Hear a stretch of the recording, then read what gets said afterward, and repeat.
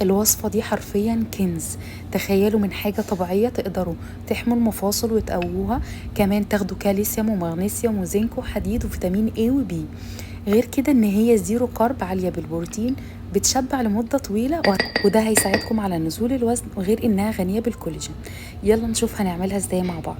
عندي هنا حلة هضيف ليها شوية من زيت الزيتون، وعندي هنا قطع من العظم وكمان قطع من الكوارع. اطلبوهم من اي جزار، وعادي تكون مخلية، مش شرط يكون فيها لحمة كتير من بره. في حلة بقى على النار هنبدأ نشوحها. هضيف ليها بصلة وحبة جزر، وهضيف ليها كمان فصين من الثوم، ونشوحهم كويس جدا جدا مع بعض. بعد كده هضيف ليها توابل فلفل اسود وكركم وحبهان وقرنفل وسبع بهارات. هضيف ليها هنا حبة من الطماطم المفرومة بتديها لون حلو وطعم حلو جدا. هنظبط بقى الملح ونزود ليها مية.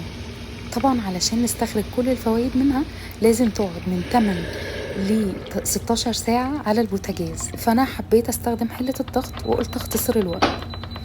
عملتها هنا على ساعة، وبعد كده هفصلها وهشغلها كمان ساعة.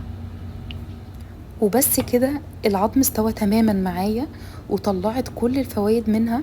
نحطها هنا بقى في حفظ الطعام وندخلها التلاجة علشان نقدر نشيل منها الدهون اللي بتكون على وشها. لما بتخرج من التلاجة هتشوفوا ازاي قوامها جيلاتيني، وطبعا انا ما سبتهاش مدة طويلة. هنشيل هنا الدهون اللي على الوش وهنقدر نستخدمها. تقدروا تحفظوها في الفريزر وتقدروا تستخدموا الدهون في الطبخ. جربوها وبألف هنا.